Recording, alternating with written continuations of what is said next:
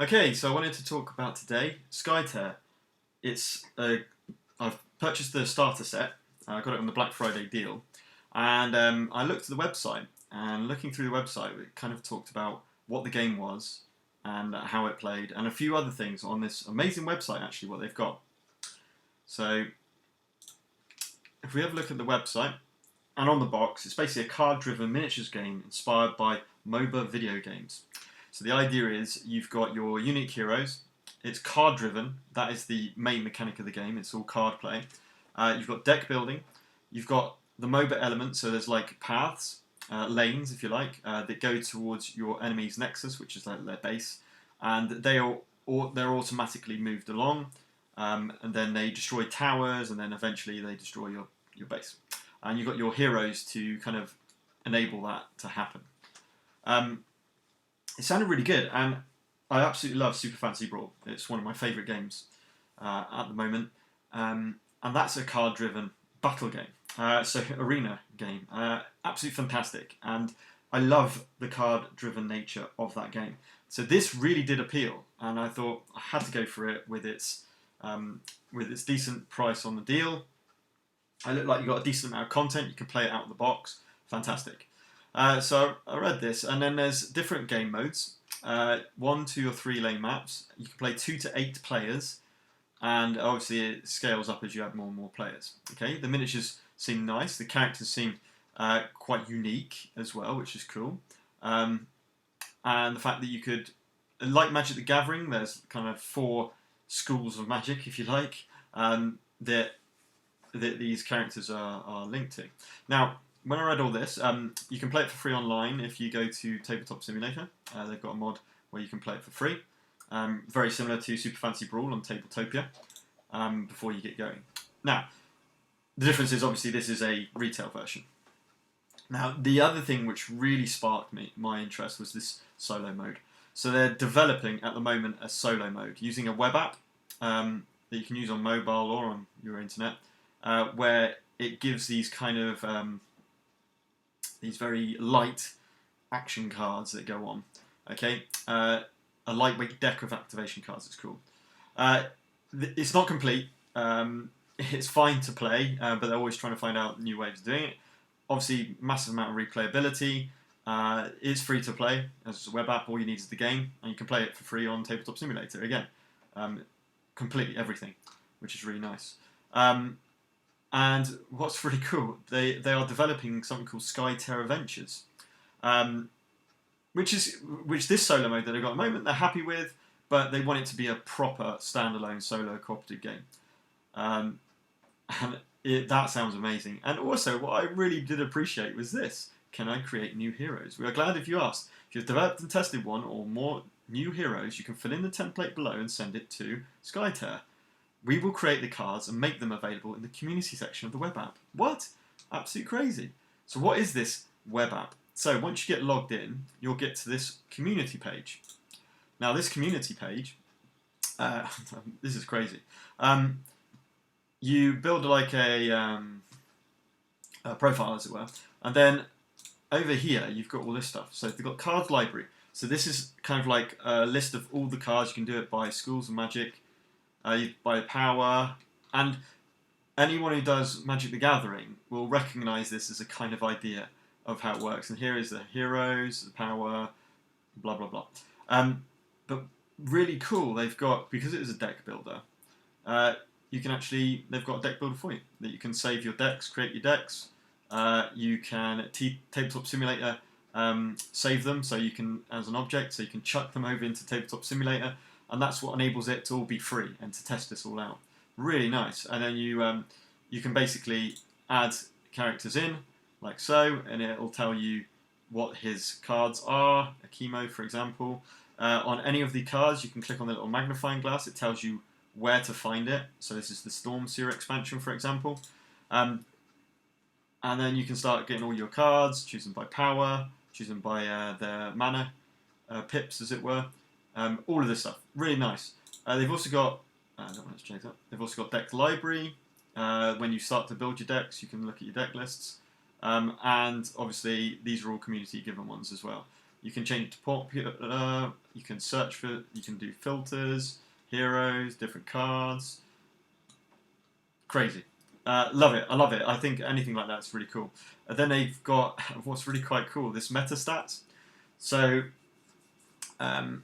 you submit battle reports here, and then it links it all. So you can see here that Leviathan is winning the share of matches by faction, and it's close to. It's pretty even amongst all of them, but certainly that Leviathan is the highest at the moment. Who wins, first or second player? You can see here, first player wins 50% of time, 49% the second player. Pretty nice. Outsider, which outsider they use? Because you can get these different outsiders, these big bosses that control the middle section. The battle fields, not surprisingly, 2 lanes is the most popular. And then breaking down for all other things, which is quite cool. And you can download all this. FAQ and errata is all here. You can download as a PDF. You can see all of the erratas and the FAQ, all on one place. This Skytear community, love it. I really appreciate that when they give a really nice website to go alongside it.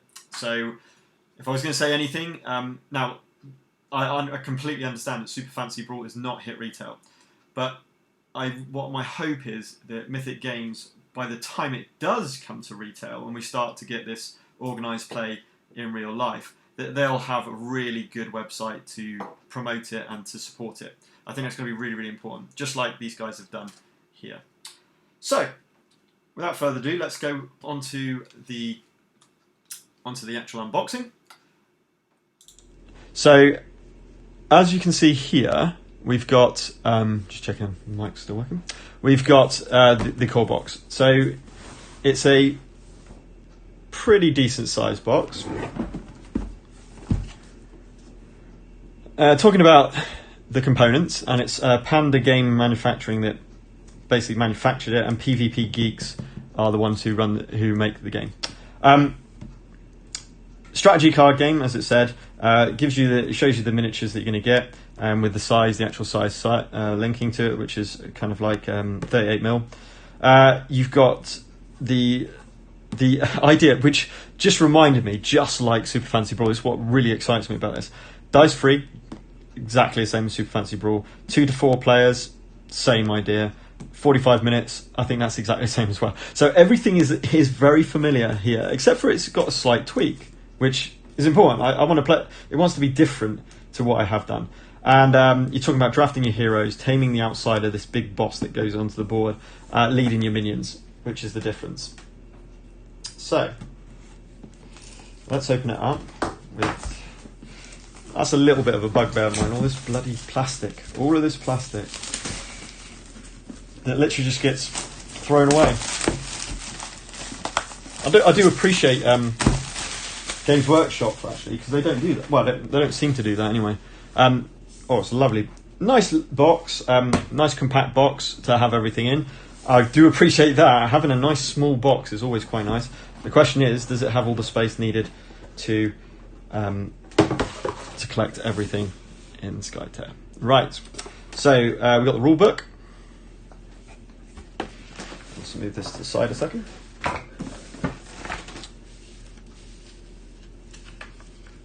Lovely, vibrant colours. Right, I'm going to be comparing this a fair amount to Super Fantasy Brawl, by the way. But I love that about Super Fantasy Brawl, the vibrancy of the game. And this looks like it's no different. Here are your 4 different factions. So Kurumo, Taul, Nuptum, and Leviathan. Introduction, contents, introduction, fantastic. Key concepts, what the things are, how you resolve effects, power cards, hero phase, so worship action, minions phase, setting up your first game. I like that. I really like that. I like it when they always talk about first game and they kind of predetermine things to help you think about it. Rules for 3 to 8 players instead of just playing 1v1. Drafting and deck building, how to do that and what deck building is. 3-lane battlefield, so changing it to a different game mode. Unfortunately, no. So we see this all the time, don't we? Two things are problem with this. No index. No index at all. So if I wanted to know about one thing, I can't just look in the back. I'm going to have to go search through it. Not a fan of that. And no kind of summary of round order, a few little bits and bobs that sometimes they put on the back. Lovely artwork, but I would have appreciated something a bit like that. Right, now we've got a big six board or 6-section board. Let's put that away. Oh, but lovely colour, lovely printing on this. A bit worried about it. Let's go for this one. Whoa, that's quite a tricky board to open as it's in 6, but that does mean that it comes in a nice, really nice compact box. I do appreciate that, and that is a nice board. Really vivid colours. I really do appreciate that, and actually it seems really well made as well. I'm looking at the joints, and I think they're going to stay pretty true, pretty well. Very nice. I mean, the colour, the saturation on that is beautiful. The wound trackers, one on each side, nice and huge. Can you see that? The round tracker and placements for the cards. So you can see it's not going to take up tons of space. Very similar to Super Fancy Brawl, in fact, in terms of the space that we're talking about. Told you I was going to compare it to Super Fancy Brawl a lot. Then we got the cardboard. So we got the faction. These are like the totems. So these are I want to say pillars. Then you got illusions. So you got all these different ones for the different factions. Let's see the card stock. These are for the health tokens. They do actually give you more than the characters that are in the actual game in the starter set. So you've got all these tokens to tempt you to buy the actual thing. Yeah, they feel pretty good. Yeah, good card stock. Perfect sizing for the hexes, as well as the other movement tokens, which the minions and the heroes will be trying to move across the board. And then you've got your tower tokens, which are kind of like your health for your towers and your nexus. So you're going to be putting these in your towers and these, I think, in there, something along those lines, unless that's worth 2, so you've got maybe like 3 health on that. I'll have to read the rules fully to fully understand how that works, but I'm pretty sure that's talking about the health. Then just to show you, in the box itself, we've got individual placements for the miniatures. Seem to have a lot of dead space underneath here, but we'll soon find out, and a lid on top as well. So we've got a lid. Good fit. Appreciate that. Seem to have a lot of space underneath here. Whether we can put things under there. Then we've got baggies for tokens, I guess, and what looks like plenty of space. Yep. For sleeved cards to go. Plenty of space for the sleeved cards to go down here. You are going to want to sleeve the cards because you're going to be shuffling them a lot. Okay, we'll go into the cards next, and then we'll go finally into the miniatures. Right, let's have a little look.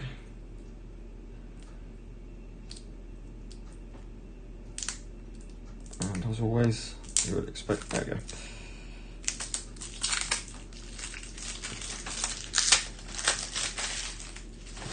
Okay, so beautiful art. That's striking first. I know they're all the same, but you're going to get different cards. The card stock is okay. I mean, if you're going to sleeve them anyway, that's okay. They're not the best I've ever felt, but they're fine. They're absolutely fine. They feel quite thin. That's the only thing I would say. But absolutely fine, especially if you're going to sleeve them. And then you've got character-specific ones. So this is like the Uber. I can't remember what they call it now. The Alpha move? No, I can't remember. Each character has a special move. You can only spend it once you get to like the 3rd round onwards. because that's what your mana is, if you like. But it gives you +3 on a flip, which is nice, and it's a super strong card. So you've got the red faction.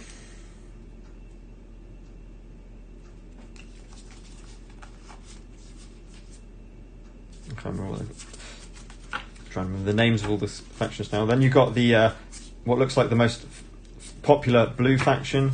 You've got a yellow faction there, which continues onto this deck.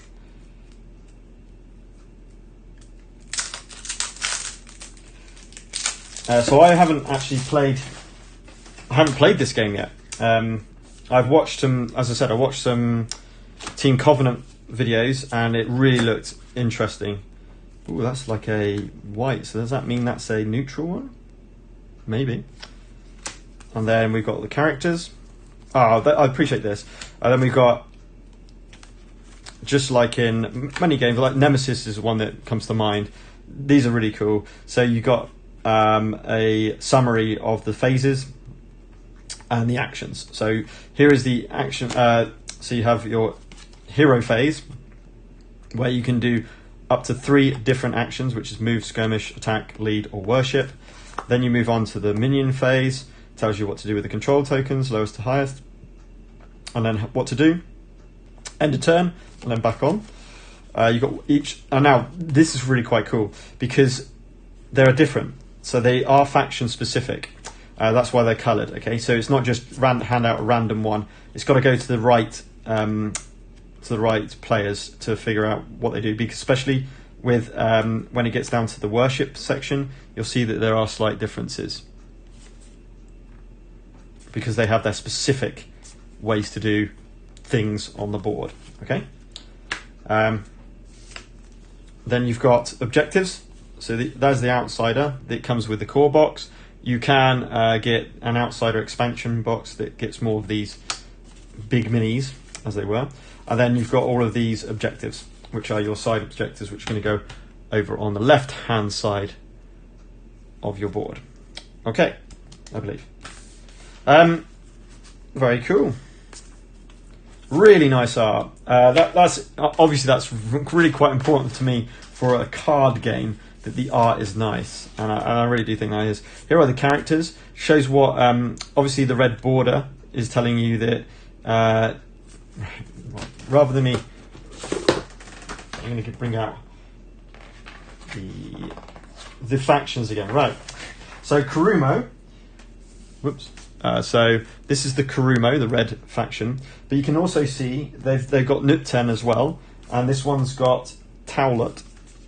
And then you've got 2 from each of the factions, and then you've got Leviathan, which is seems to be the most popular in terms of winning.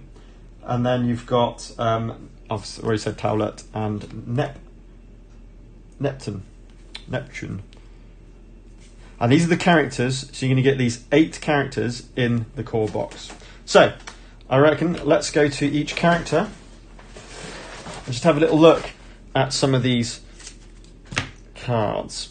Now, obviously being a core box, they've given you decks that you can basically just use, okay, for making your decks. I'm not really sure what that card is. I guess it's just a neutral, right? Don't know. Okay, so let's have a little look at the miniatures now. So first of all, I'm going to go straight to the big boy, which is the outsider. And this is called just the outsider. It's a beefy miniature, nice and solid. Kind of an alien vibe on the mouth. It's coming out of the ground in kind of like worm state. There are some mould lines where it's been joint. A bit of green stuff probably will be needed on those just to smooth those out. But you've got the cavity coming through. Looks really quite cool. If we have a little look at the art, obviously I'll be painting these. You're looking at a kind of ground with lightning going down. Red and blue. Yeah, he's a bit different, isn't he? Or she. So, Divine Conduit. Target friendly hero takes a worship action, literally just on the outsider's turn. That's cool. Cannot move. And you place him in the dome, and I'll talk about that in a second. Then it's got Shockwave, which is deal an attack, basically, where you 0 base, but you flip a card. Piercing damage through defense to a target hero and push them 2 hexes. Good manipulation. And instill energy, draw 1 power card. So it's a way of drawing cards. 3 attack, plus a flipped card. 20 health, and 2 defense. Nice. So there's the big boy, and you can see he's going to take up 3 hexes. Okay, and the dome is the central area. So you've got 2 lanes in this section, in this particular game map. You've got the dome in the middle, the 2 nexuses, nexi. How do you say that? And then your minions are going to be moving across these lanes, effective. Well, they're actually going to spawn on these spawn points, actually. This will be moved back and forth towards, or both of them will, towards the enemy's tower. And once it gets adjacent to that enemy tower, then you can start damaging that enemy tower. He's going to come in and then be part of the dome and part out of the dome. That's his special deployment zone. And you can think of the dome as its own entity. So you can't get line of sight into the dome from outside, and vice versa. So you got to go into the dome and try and control this area here. And then if you control it, you're going to control the outsider and get all the benefits of the outsider. So he doesn't start on the game board. Okay, minions wise, we've got 4 different minions in this little 4 of each of these different minions. So we got this kind of Japanese fire samurai. So I'm going to presume that's from Kurumo. It's got like a skull head. Can you see the face? Hang on, let's try and see if we can see that. Yeah, he's got a kind of little skull head, which is really quite cool. Okay, so we've got 4 of those, and they obviously take up less than a hex. Then you've got these wolf ones, which are, I think these are the Towlet, the green one, mainly because there's a bear as part of that. These are really nice. They're actually decent detail. That's really good detail. Yeah, I like that. Then you've got what looks like a hoplite, which I think is going to be Nuptum, which is the yellow faction. I'll tell you what, the detail is really nice. That's really nice. Now, what people have said, Team Covenant and other people, is because you only get 4 of each of those from the faction, you kind of need to use proxies, especially if you play more than the 2 players. And then finally, we've got. Actually, no. This looks like the Towlet. So I'm presuming this one actually might be Lytham. I'm not sure. Maybe it'll say somewhere. And then this is Nuptum, which is like a Mayan stone golem minion. That's really cool. Beautiful detail on those. And just as Team Covenant have done, and I think probably a lot of people have done, just a Wraithbone spray and then single contrast colour on all of these minions will make them pop, make the details come out. They'll look really nice. So let's move on to the champions. So first of all, we've got Yami, which is from Kurumo, but has links to Nuptum. So Kurumo, but has links to Nuptum. Flaming Harbinger, which is her kind of her title, I guess you can say. She's got a passive ability, which is Deathly Touch. The first time Yami moves through an enemy minion, each activation deal 1 plus a flip damage, and I'll talk about what that is in a second to it. Let's have a look at a miniature.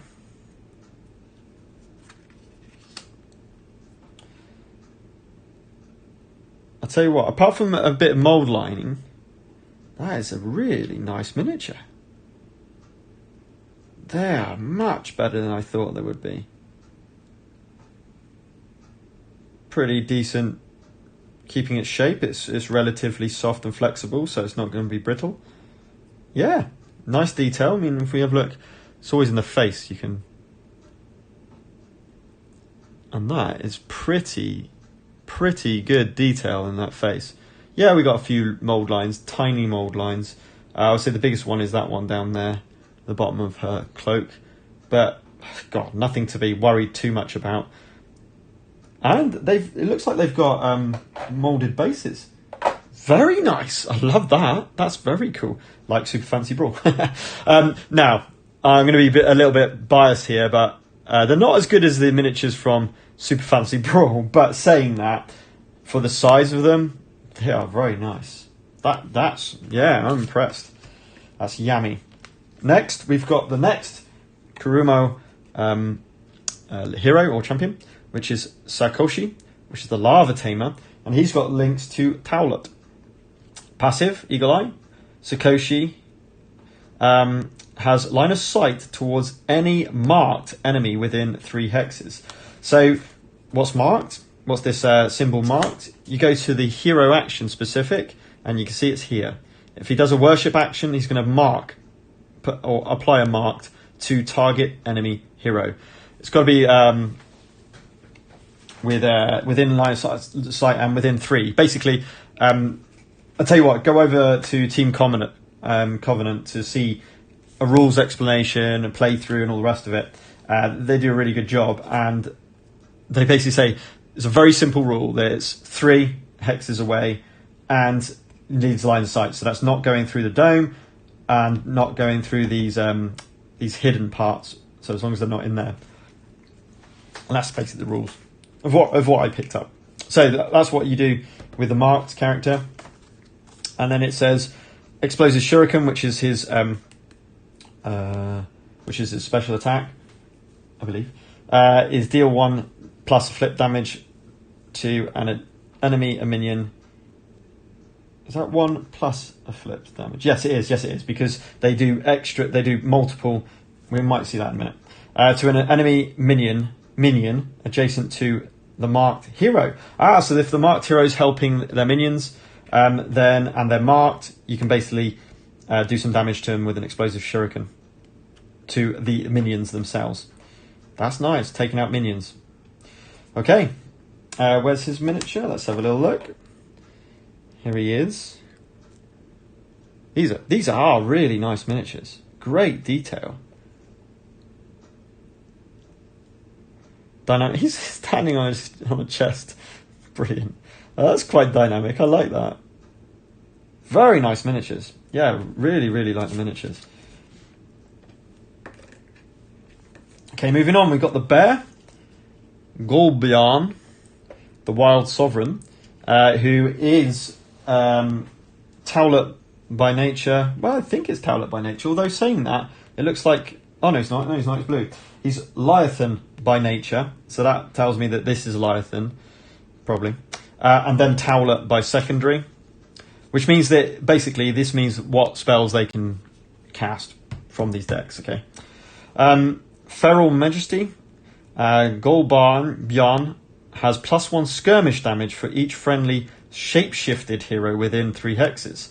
So if we now we'll have a look at the blue Leviathan card, we'll see what shape-shifting means. So if they worship action, apply a shape-shifted to a friendly hero within 3 hexes. While they have that condition, the skill with the shape-shifting icon next to them are active. So this becomes active, just like trigger the skill with the worship icon next to it. So these use a skill. This uses a passive if it's adjacent. And it says, Goldberg's skirmish actions do not hit a chosen hero and hit all enemy heroes in the area effect, which is the 3 hexes next to it. How much like Super Fantasy Brawl's that? Love it. But this is cool. This has got a deck building element. That's what Super Fantasy Brawl...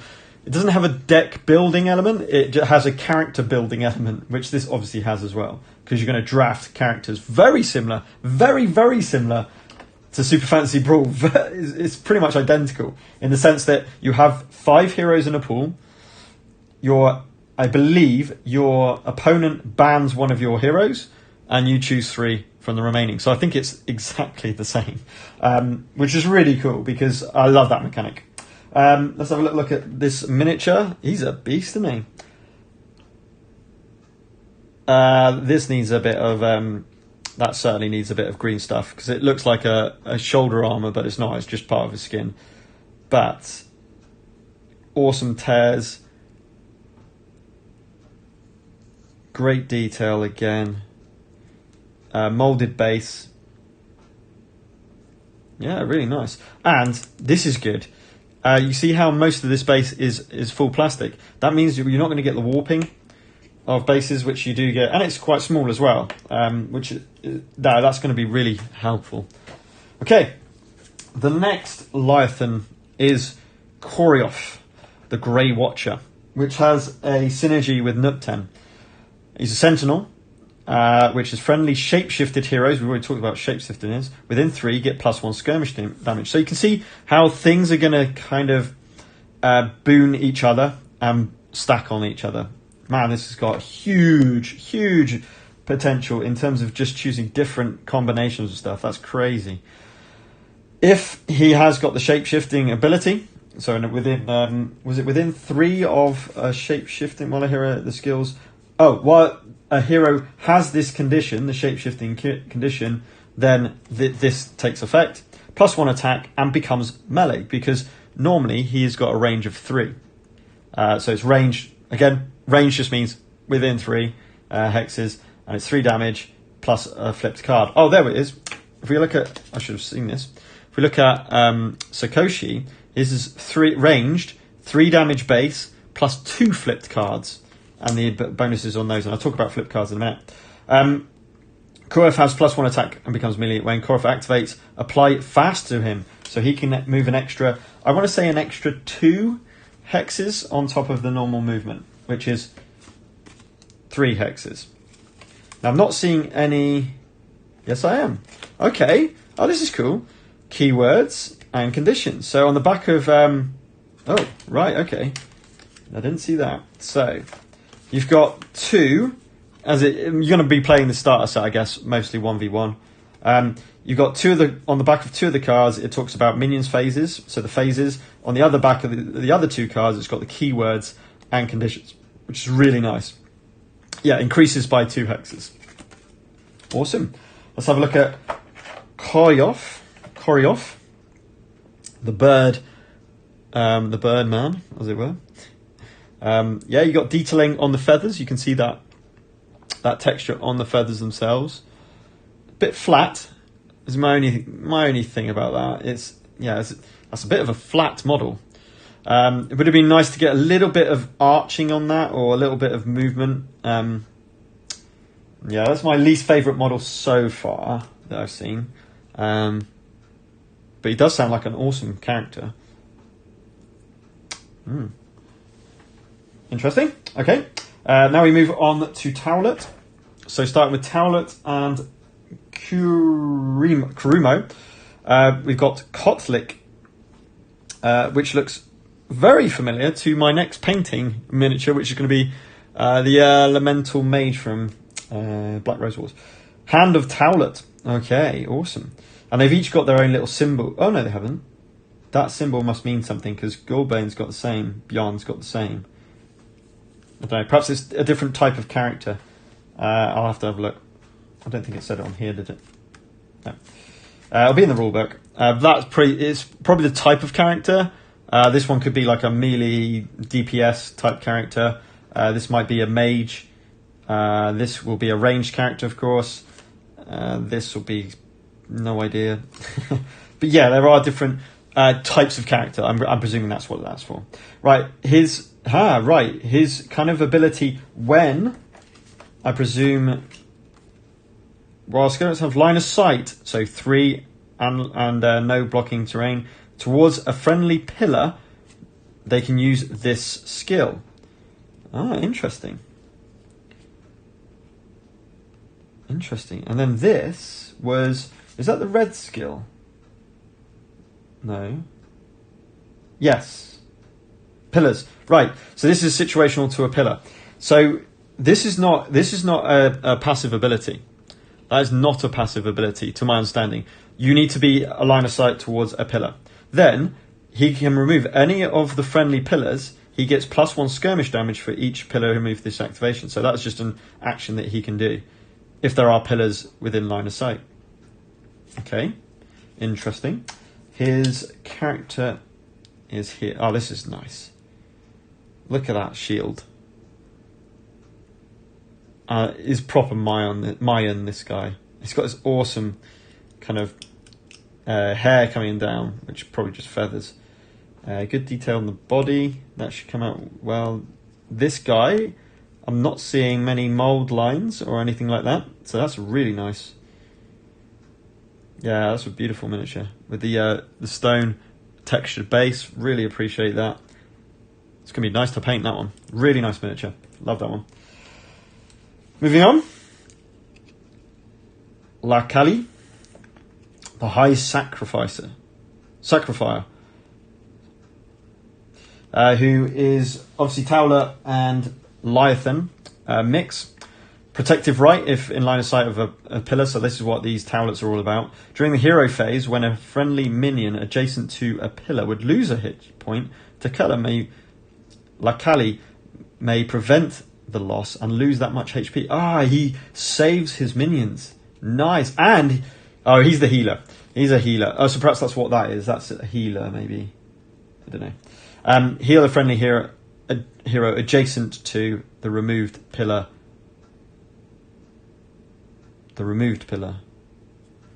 By 1 plus a flip extra hit points.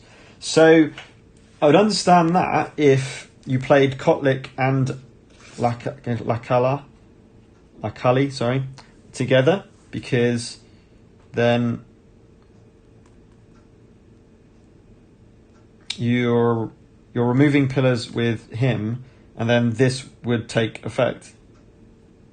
Well, no, because it's an action, is it not? I'm not 100% sure. I'll have to look into that. It just says heal a friendly hero adjacent to the removed pillar. What removed pillar? Read it. Read the cards. If we look at the worship, remove up to a pillar to trigger the skill with the worship icon next to them. So for Kotlik, it's this ability when removing a pillar, and for Lacali, it's this one when you remove a pillar. So you take a worship action, basically. Let's have a little look at Lacali. Awesome. I love these miniatures. Unfortunately, apart from the Birdman, I just don't like the pose. But that is so cool. Shaman style. Mayan earthen character. Very, very cool. I'm really impressed with these miniatures. They're great detail. Okay, moving on to the final faction, Nuptum. So Nuptum and Kurumo is Habarat, the first executioner. Sounds pretty bad. He's outnumbered. So just a passive. +1 attack while attacking an enemy that is adjacent to his illusion. That's right. So Nuptum use illusions to basically trick their enemies and get these bonuses. When a projected hero, so when you get illusion of your projected hero, so again, when you want to find out about these specific ones, you go to their thing. It says here, when you took the worship action, move the illusion token up to 3 hexes from the owner of the illusion, or from the illusion current position. Projected heroes effect refers to friendly Nuptum heroes with line of sight to that illusion.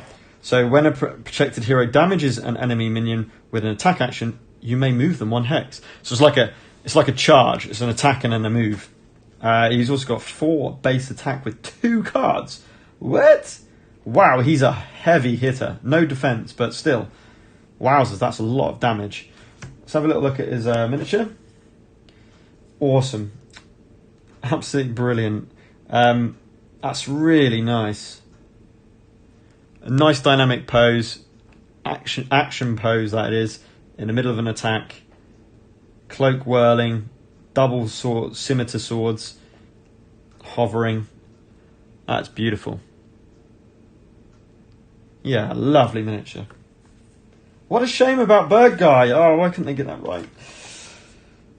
leaving to my final core box starter set, you should say, character Akuti, who's Radiant Voice. Oh, is this a healer as well? A buffer? I don't know what you would call it. With links to Leviathan. Retribution, passive. When Akuti resolves an attack action, she may deal 1+ addition. So the number is base damage, and then you just flip that many cards and add that much bonus damage to it. To an enemy minion adjacent to her illusion. And then a Resonant Light, which is her projection. Projected heroes have +1 armor. Wow, that's really strong. That's really strong. It seems really strong anyway. Not that I've played the game as much. So here we go. So this, why couldn't they just get a pose that's similar to this one? This one's quite a static pose. I do love that. Like fists down, praying as it were to the gods. That's really cool. But again, it's got movement about it. It's got some motion about it. It's got some, yeah, something about the miniature's pose, which I really do like. That's cool. That's really cool. And then the defensive aura of swords flinging over to defend her allies. So a good amount of great amount of miniatures for a starter set. You'll be able to play this straight out of the box, which I always appreciate. I think that's great. These are the yellow ones, aren't they? And here are all the minions.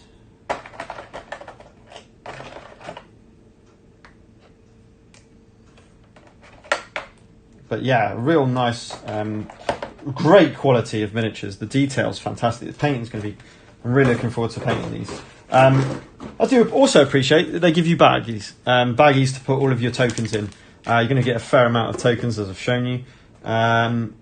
You got slow and fast. You got the different ones here.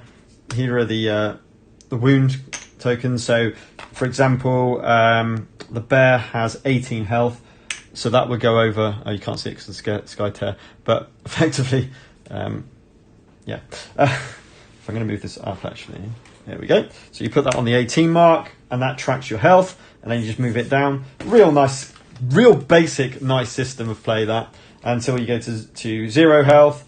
And then the character gets placed onto the next round, I think, is how it works. So you can basically take out their activation before they've activated that round, and that's kind of like a key play, I guess, of how you would play the game. Now, when I talked about flipping the cards, so you've got your cards that you've got your deck with, which has been all shuffled up, and then you basically go, right, I'm attacking this against this. It's 3 because it's melee. It's got to be adjacent plus one of these, so it's 3.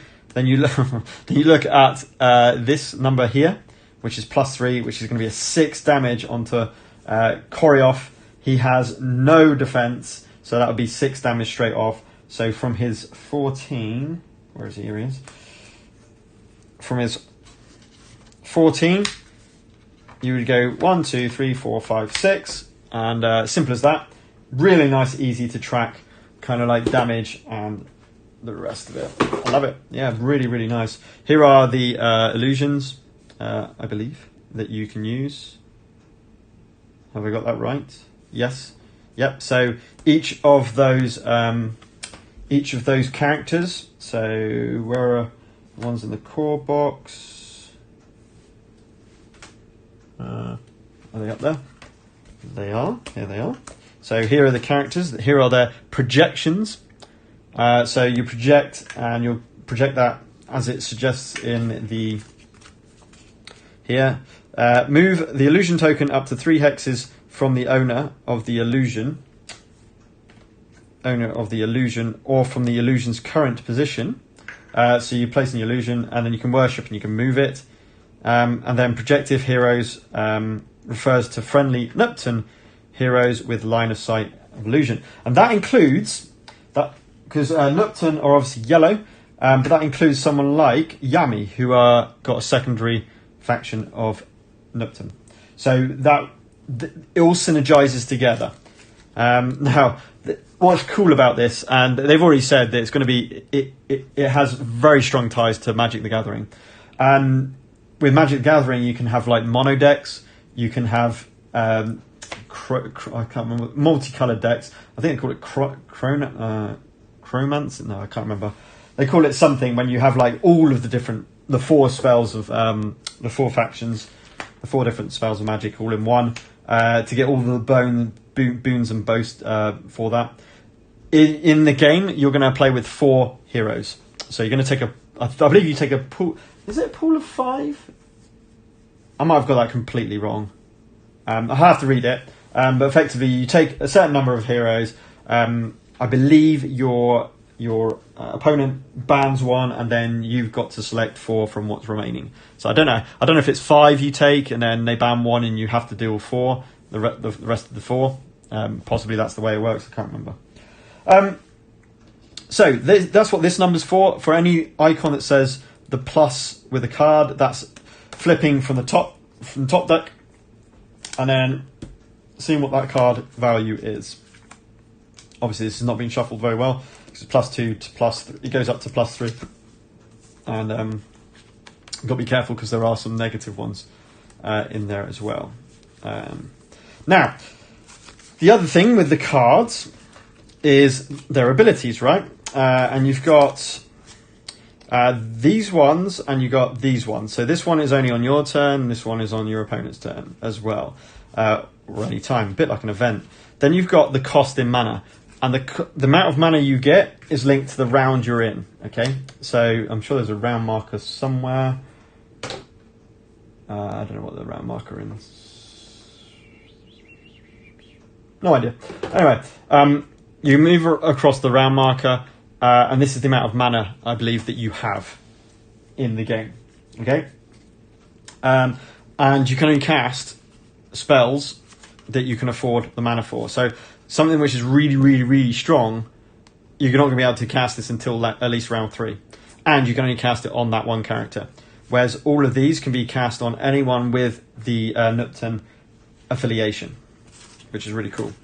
Apply the fast. The caster, you may remove a condition from them. Slow, probably poison. I don't know what conditions are on. I imagine there'll be more and more as we go through.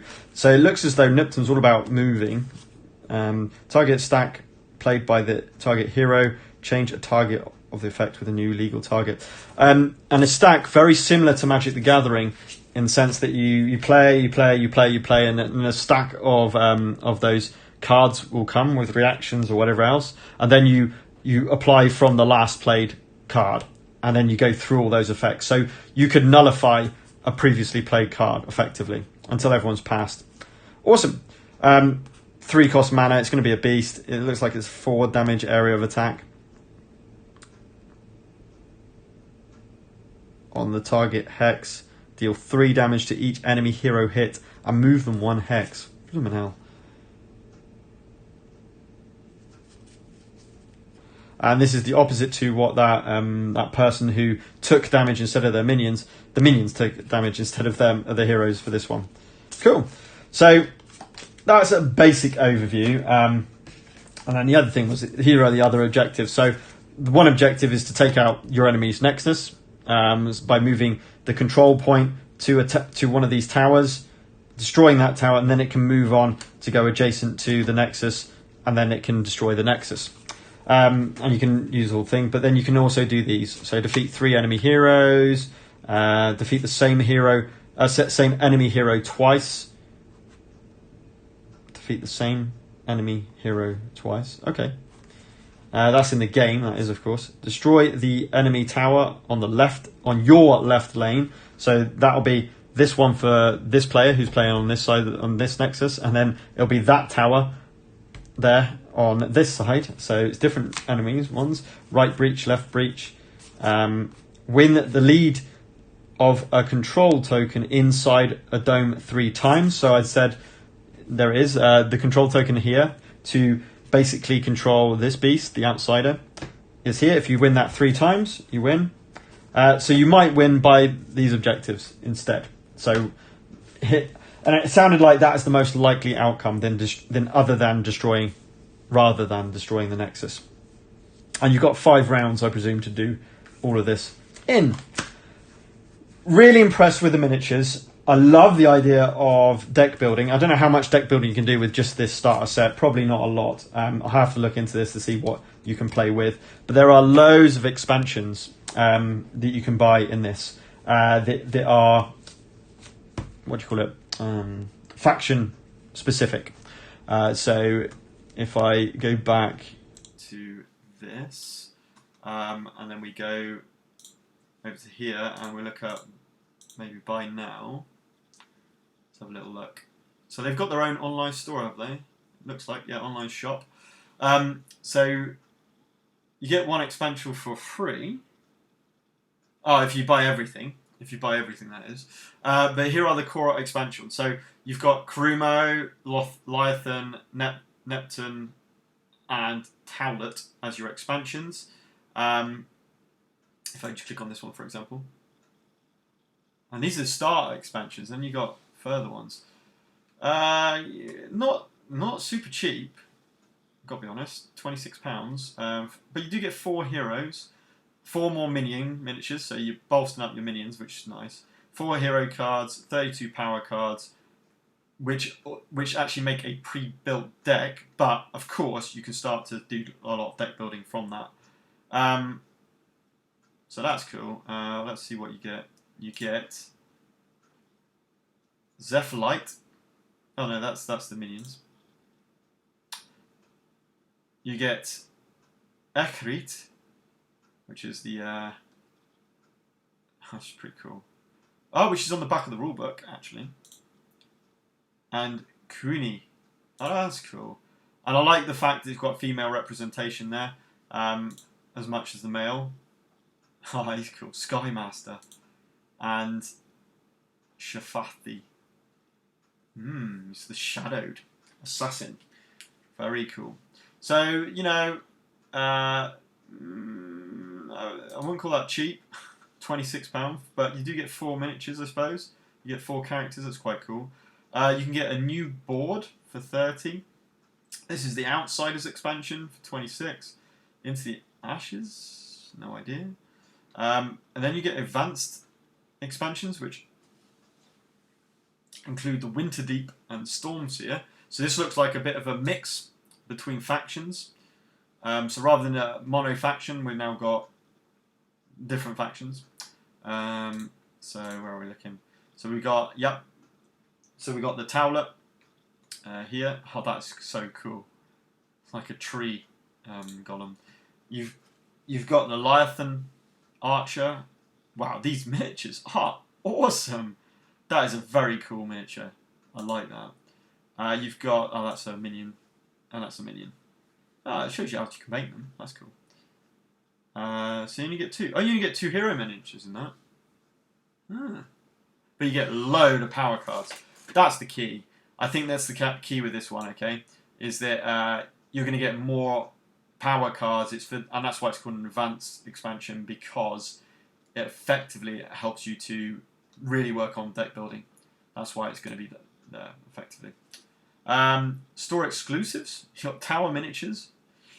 Hero poker chips. To upgrade from the cardboard. I'll tell you what though, cardboard ones are not bad at all. They're really quite a good quality. But yeah, you can get poker chips. 14 Kickstarter box. Of course, it was a Kickstarter, so I presume that's literally all of the expansions. Hero snap bases. Yeah, they could be quite useful, I suppose. Heroes Dex marker. Sleeves. Sleeves are always good. £9, that's not bad. How much did you get for that? 100 for 9. Yeah. It's quite expensive, but yeah, this is cool. Cardboard token set for no idea what. Oh my god. Fan main 3D files. Sleeves with specialist sleeves. Organised play kits. obviously, always going to be around. OP kits, they're quite cool. 3 different kits of Outsiders, nice. Qualifier ticket. I think the World Series are actually going on at the moment, and Into the Ashes OP. So OP kits, loads of stuff here. So just like Mythic Games and their eShop that's selling Super Fantasy Brawl, their Skytear have got their own. I think that's really cool. I think that's a great thing to do. But yeah, it's really nice. Really, really nice. So it does seem like a real nice game. It's got some similarities to Super Fantasy Brawl in the sense it's card play, miniatures, quite a compact board, about the same time to play. You can using those synergies between characters.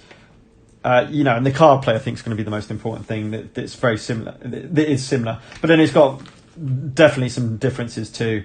We are talking about deck building your spells. We're talking about minions and the minions moving around. I mean, that's completely different, of course. So it's not the same game. I'm not saying that, but it just felt like it might fit into the same ballpark. But it's different enough to be another game which I'm really keen to get on the table. I'll be really keen to try out the solo mode.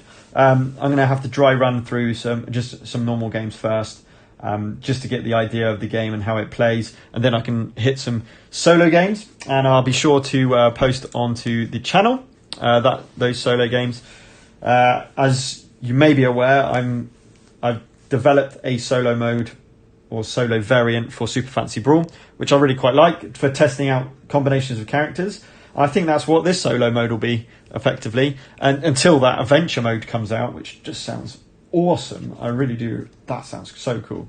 But yeah, I might have to have a look into the organised play on Tabletop Simulator at the moment while we can't get into stores, and see how that plays, and then maybe enter that if I've learned how to play the game.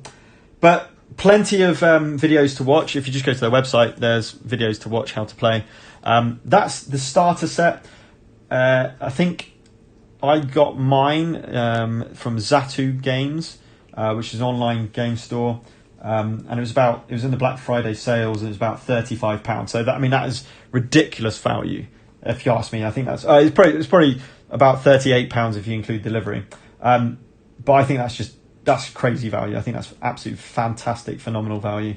When you consider it's £26 for an expansion, and you're getting everything you need to play, and it sounds like you can play it up to 8 players. Although I presume that's with each player taking on one character. I don't know, unless you have to use the tokens for some of them. No, you won't have enough cards, will you? So yeah, I think it's each player taking one character. I have to read the rules and find out how exactly that would work. But yeah, so that's Skytear.